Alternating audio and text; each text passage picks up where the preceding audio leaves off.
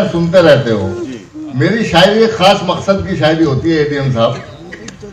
ये मुशायरा गंगा जमनी मुशायरा है, गंगा जमनी तहजीब के नाम है। उस गंगा जमनी तहजीब के नाम है जिसे आज हमारे स्वार्थी नेताओं ने बहुत दागदार बना दिया। बिल्कुल सच्चाई। हिंदी और उर्दू मैं मानता हूँ दोनों सगी बहनें हैं। आप लोग उर्दू की मोहब्बत में यहाँ बैठे हैं, कीर्ति भाई सारी उम्र से उर्दू से मोहब्बत करते हैं, लेकिन मैं आपको बता दूं कि हम लोग उर्दू जबान वाले, हमारी मादरी जबान उर्दू है लेकिन हमारी राष्ट्रभाषा हिंदी है, हमारी राजभाषा हिंदी है। हम लोग हिंदी से इतना प्यार करते हैं जितना अपनी मादरी जबान से करते हैं। हमारे घर घर में हिंदी लिखी पढ़ी और बोली जाती है। इससे पहले कि मैं भाषाई एकता के एक नज्म आपको सुनाऊं, अशोक साहिल के शेर सुन के मुझे 2-4 शेर याद आ गए।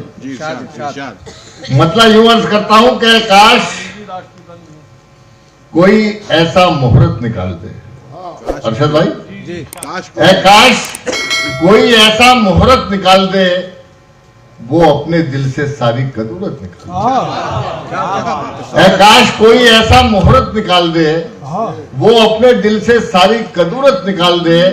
और नफरत का खेल, आज मुल्क के हालात आपके सामने, नफरत का खेल तुझको मिटा देगा एक दिन, नफरत का खेल तुझको मिटा देगा एक दिन। बेहतर है जहन से ये शरारत निकाल। नफरत का खेल तुझको मिटा देगा एक दिन, बेहतर है जहन से ये शरारत निकाल दे। और चेयरमैन साहब, एडीएम साहब, एक शेर बतौर खास आपकी नजर करता हूं कि किरदार के बगैर अधूरी है जिंदगी। भाई, किरदार के बगैर अधूरी है जिंदगी।